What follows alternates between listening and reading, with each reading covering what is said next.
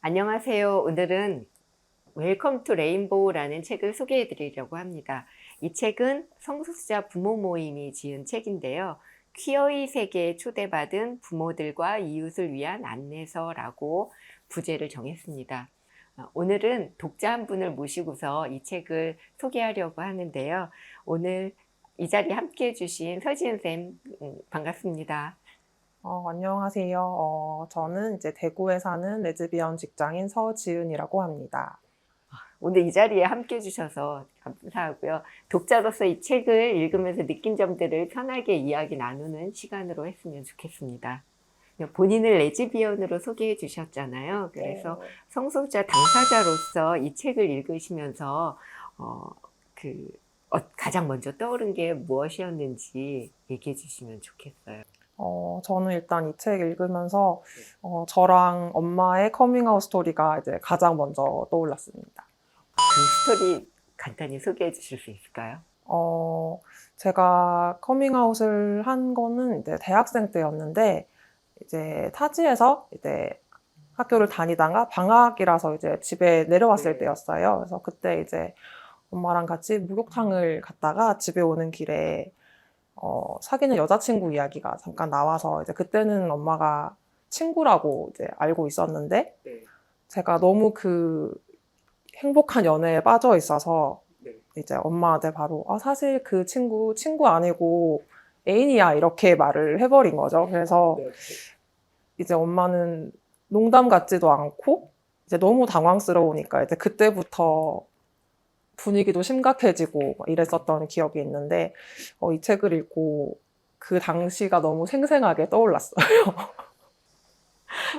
그 엄마한테 커밍아웃한 그 이야기와 연관돼서 이 책에서 조금 인상 깊거나 좀 얘기해 주시고 싶으신 부분이 있으면은 좋을 것 같아요. 저는 일단 가장 인상 깊었던 거는 그 커밍아웃 받는 부모가 겪는 감정 6단계라고 있었잖아요. 근데 이거는 제가 부모가 아닌지라 이제 한 번도 생각해 본 적이 없는 부분인데, 저희 엄마는 이제 3단계 죄책감 단계랑 4단계 감정 표출 단계가 꽤 길었어요. 그래서 이제 커밍아웃 했을 때 한 몇 달 동안이나 이제 막 정신병원에 가보자. 뭐, 내 딸이 변태였다니, 뭐, 믿을 수가 없다. 뭐, 이런 말을 들어서 그때는 이제 반년에서 1년 정도 연락을 아예 끊고 지내기도 했었거든요.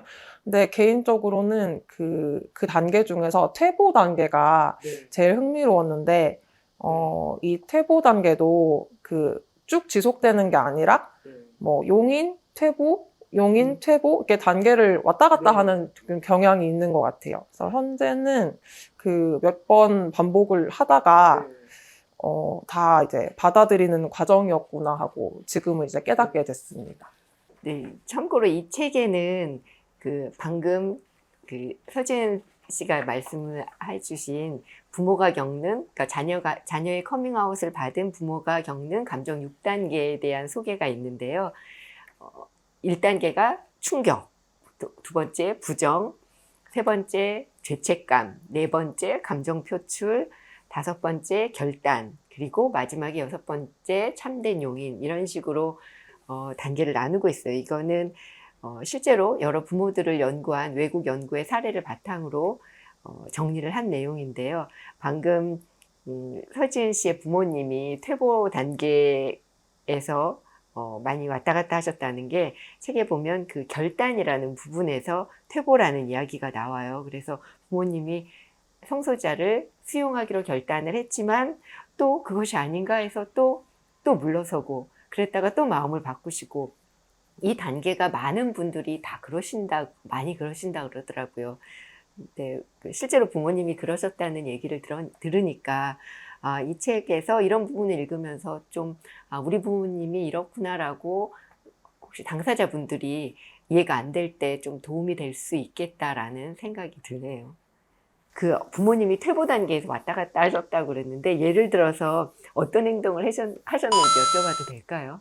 어, 일단은 이제 받아들일 때는 아 네. 그래 내 딸이 그런 사람이면 어쩔 수 없지. 뭐 여자친구가 생기면 뭐 알려주고 뭐 사진도 가끔 보내줘 했다가 이제 그렇게 받아들이셨다가 네, 받아들였다가 몇 달 후에 이제 갑자기 뭐 아는 사람한테 어디 뭐 의사를 소개받았는데 손자리를 좀 만들었어. 네. 나가봐. 뭐 친구로 나가도 상관없잖아 하면서 약간 이렇게 떠보듯이 이렇게 어떤 남자와의 그런 끈 같은 걸 자꾸 만들어 오다가 이제 좀 그거를 거절을 하면 또 그래, 뭐, 그래, 너는 여자친구 만날 거니까 그럴 수 있지 했다가 또 몇 달 뒤에 바로 화를 내요. 내가 너를 어떻게 키웠는데? 뭐 이러면서 내가 너를 이렇게 혼자서 열심히 키웠는데 어떻게 결혼도 안 하고 뭐 손주도 안 보여줄 수가 있어? 막 이런 얘기를 하다가 또 괜찮다가 이제 또 어떤 날은 전화가 와서 막 우는 거예요. 막 엄마가 미안해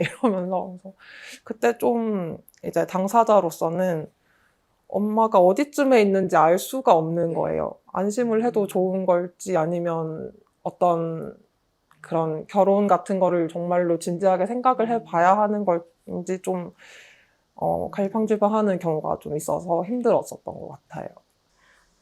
제가 이제 엄마 입장에서 생각하면 정말 이해해야지 그랬다가도 뭔가 억울한 생각도 들었다가 내가 뭘 잘못했나 이런 생각도 들고 그러셨을 것 같아요. 저도 사실은 저희 둘째 아이가 성소수자거든요. 그래서 제가 성소수자 부모 모임에 나가게 됐고 성소수자 부모 모임에 꾸준히 나가면서 이 웰컴 투 레인보우라는 책도 기획을 하게 됐거든요. 그래서 지은 씨의 부모님 이야기를 들었을 때 공감되는 부분도 있고 좀 이 당사자로서는 또 그런 부분이 당황스럽고 혼돈스럽겠다라는 생각도 드네요. 그렇게 부모님께 커밍아웃한 후에 부모님과의 관계는 좀 어떻게 됐는지 궁금하네요. 좀 그런 시기가 좀 네. 길었었는데 그것들을 이제 다 겪고 나서는 관계가 이제 훨씬 좀 돈독해졌어요. 그래서 그 뭐라 그러죠? 아직 주변 사람들한테 저희 딸이 동성애자예요라고 말하는 그런 그 부모의 커밍아웃 단계라는 게 있다고 하더라고요. 거기까지는 못 갔는데 부모님이 그렇게 얘기하신다 그러면 해도 된다고 얘기하실. 네, 저는 의향이 있습니다.